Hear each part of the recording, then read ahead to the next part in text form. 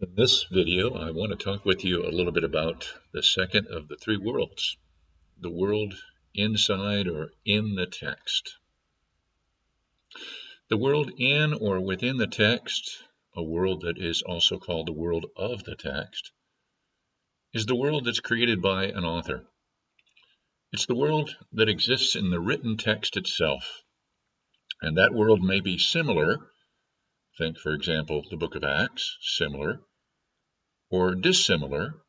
Think, for example, the book of Revelation, to the world in which the author lived or the world in which we live. Each New Testament book, and sometimes even elements in a book, a parable, for instance, exists in a literary world of space and time created by an author using literary elements and literary devices, small and large. And I want to talk with you about things like that, literary devices and elements that make up the world in the text. Let's start off by talking about words. The world in the text of the New Testament is a world, first of all, that's full of words. Words in Koine Greek, as a matter of fact, because Koine Greek is the language in which the books of the New Testament were first written. The word koine is spelled K-O-I-N-E. And of course, in our case, as English readers mostly, words in our English translations of the New Testament. In the Greek and in the English, words have a range of meaning associated with them. In the case of the Greek, these meanings are meanings associated with words of Koine Greek in the first century world in which they are written. A New Testament author like Matthew or John or the author of Hebrews will then use a meaning for a word that fits within the context of what they're writing about, that fits in the range of meanings associated with a particular Greek word.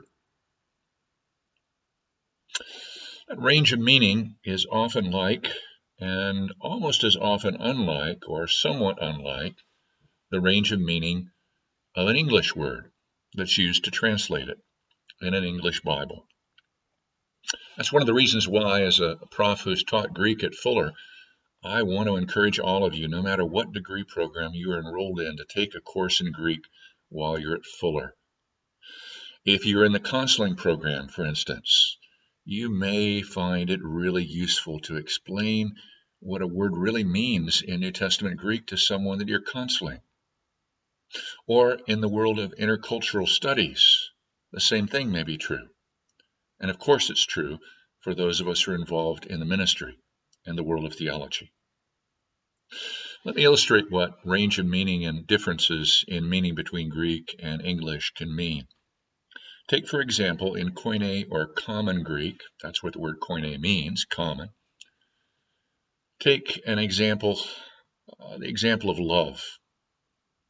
In the New Testament, in Greek, there are different words to describe the love of a friend, the love that you have for a family member, and the kind of love that will sacrifice itself and what it wants for the sake of someone else. But in our English Bibles, in the English-speaking world, there's only one word for love. And you, as a reader and interpreter of the English Bible, need to reach a conclusion about what kind of love a particular verse is talking about, and sometimes it's not easy. But words are the first feature that help to form the world within the text. Let's talk now about grammar and grammatical functions. I know that word grammar is a scary one, but the world of the text is also a world full of grammar and grammatical functions that are meaningful.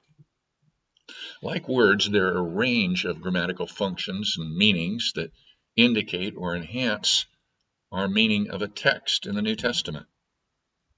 English grammar also has a range of grammatical functions and meanings. Sometimes grammar will have the same meaning in both English and Greek, but sometimes the meaning will be different, slightly different, or very much different. In Greek, for instance, Tenses don't primarily describe the time of an action, past or present. Instead, tenses are used in Greek primarily to describe to their audience different kinds of action. Different kinds of action. So Greek has two past tenses, for example. One a writer can use to describe past action in a continuing way, of a continuing kind, in a sentence like this one. And this is just a made-up sentence. Jesus was walking beside the Sea of Galilee. The words in English, was walking, describe vividly a kind of continuing action that happened in the past. And a different kind of action can be described by a second kind of past tense in Greek. A writer can use this kind of past tense to describe action as completed from their point of view, from their perspective. In a sentence like this. This one too is made up. Jesus taught the crowds many things in parables. That word taught is trying to indicate that although the teaching may have taken place over a period of time, it's being considered as a completed whole, as a completed action. There's even a tense in Greek that corresponds to what English calls a perfect tense and describes the kind of action that's complete but has continuing results. So in our English Bibles, when the angel at the empty tomb on Easter morning tells the women who are the first to see the empty tomb that, and I'm quoting now, he is not here. He has been raised, or as other English Bibles say, he is risen. The Greek tense is describing an action that's complete. He has been raised. And the continuing result of that action. He is risen. So in fact, either translation and both translations at the same time are right and correct and meaningful. Let's go on to talk briefly about another literary feature that helps form the world within the text. This is the feature called syntax, spelled S-Y-N-T-A-X. Syntax. It means literary structure. Syntax describes the way pieces of written text are put together. Authors connect words, phrases, clauses into sentences. They also connect sentences into paragraphs, and paragraphs into sections in a book.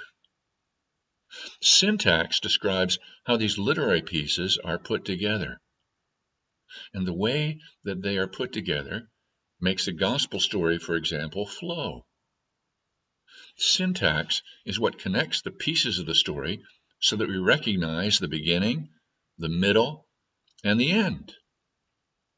And in a similar way, syntax, or literary structure, enables those who listened in a church to a Pauline letter and enables us who read it to follow the flow of Paul's thinking and his arguments so that they might and did, in the case of the New Testament audiences, and do in our case, at least sometimes, help us reach Paul's conclusions and think the way he thinks. To help you remember that little word syntax and what it means, here's a kind of a fun tip. The first part of the word syntax, the S-Y-N, means with or within.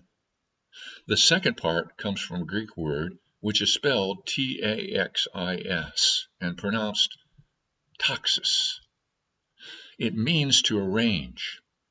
And one way New Testament authors use it, actually not New Testament authors, but authors outside the New Testament use it, was to describe the way an army was arranged for travel as it marched. So syntax means the way words are arranged and travel together to make a complete thought or a sentence. And by the way, The English word, spelled T-A-X-I, taxi, comes from the Greek. It means a vehicle in which people can arrange to travel together. Another feature that forms the world within the text has to do with genre. Genre is a literary feature that gives cues to tell a reader what to expect in terms of content and form or style in the text they're reading or listening to. In our world, genre tells you whether you're listening to a joke or to someone tell a story, for example. You know it from the cues given to you by the content and the style. In the same way, the genre of first century historical writing, found in the book of Acts, for instance, uses one set of cues, forms one set of expectations, presents one kind of content, and uses one style of writing. While the rhetoric found in a Pauline letter uses different cues, forms different expectations, and presents different content in a different style. Or take another example, and a very important one. The visions found in the book of Revelation use still different cues, are meant to form still different expectations, and present different content. They use a different style, and it's important to interpret the visions of Revelation for what they are, as visions, which John intends to describe to those who listen or read his book, so that they might see and hear through his descriptions and metaphors in their imagination at least part of what John saw and heard. So, as you will discover in our course, the Gospels are narrative genre. They fit into the genre of narrative literature. And as research has shown, narrative literature shows some of the characteristics of ancient biographies, which were different, of course, than modern biography. But the Gospels perhaps mostly resemble ancient biographies. The letters of Paul are real letters, but as research has shown, they are letters that often expand and stretch the conventions of other first century letters. They're longer, for instance, and most of the body of the letters of Paul are better understood using what we know about rhetoric in the first century, or words that are spoken and dictated and written down by a person called an amanuensis, rather than the way that we might think of writing letters today. The Revelation of John is apocalyptic literature in terms of its genre, and as research has shown, it shares some characteristics with other apocalyptic or visionary literature in the Bible and outside of the Bible. Let's talk for just a minute about one final feature that helps form the world inside the text. It's called intertextuality. It's the last literary feature I want to mention to you, though there are many more that could be mentioned. Intertextuality is a word that indicates the many, and there are many, ways in which a text written by an author, in our case a New Testament author, can quote or paraphrase or allude or echo what other authors who wrote before that New Testament author have written. Dr. Richard Hayes is a New Testament professor at Duke, and he defines intertextuality like this in his book called Echoes of Scripture in the Letters of Paul. I'm quoting now.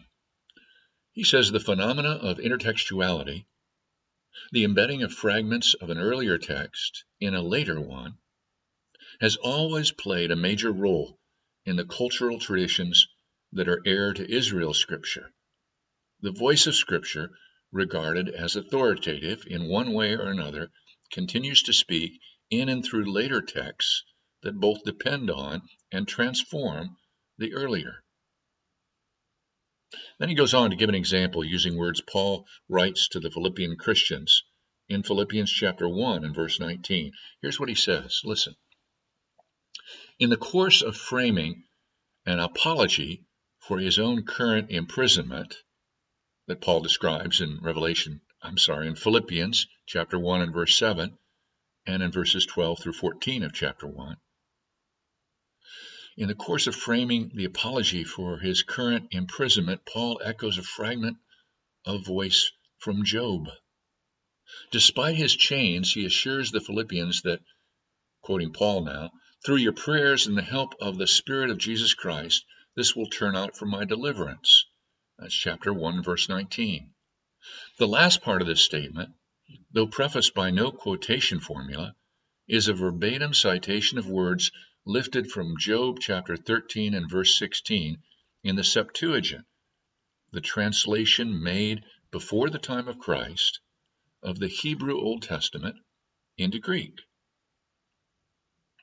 Job says, even this will turn out for my deliverance, for deceit shall not enter in before him. Even this will turn out for my deliverance. The echo is fleeting, and Paul's sentence is entirely comprehensible to a reader who's never heard of Job. But a reader nurtured on the Septuagint text of the Old Testament might, without consciously marking the allusion, sense a momentary ripple of elevated diction in the phrase, producing a heightened dramatic emphasis. The reader whose ear is able not only to discern the echo, but also to locate the source of the original voice, will discover a number of intriguing resonances. And then Dr. Hayes goes on to list several of those resonances or intertextual echoes. Here's one of them as an example.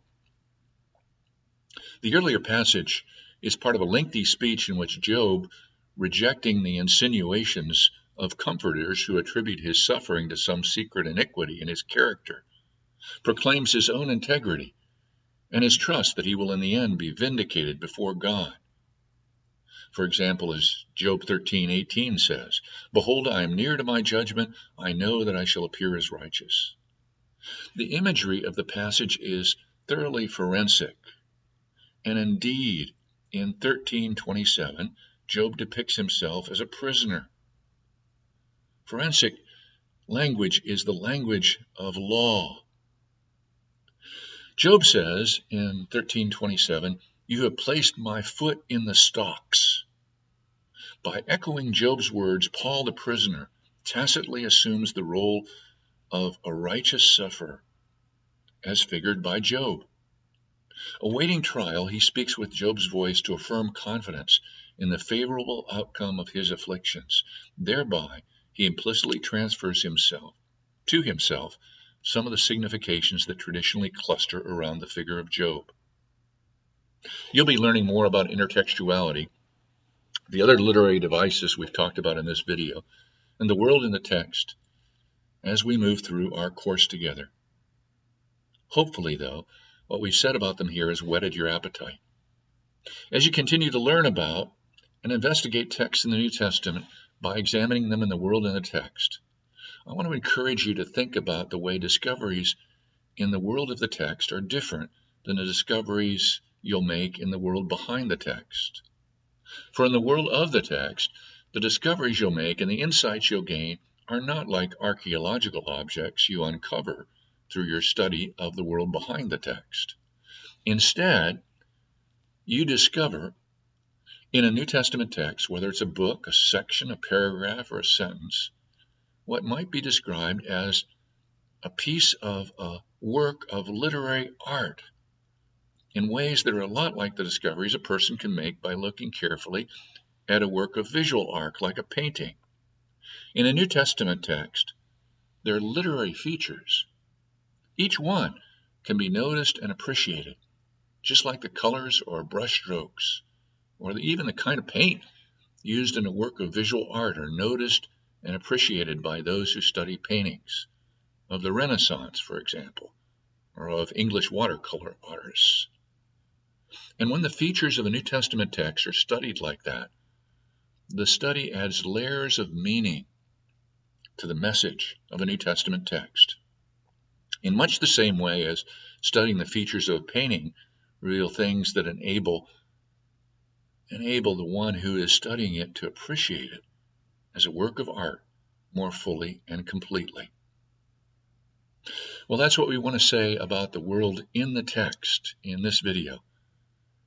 And in our next video, we'll talk about the last world of the text, the world in front of the text.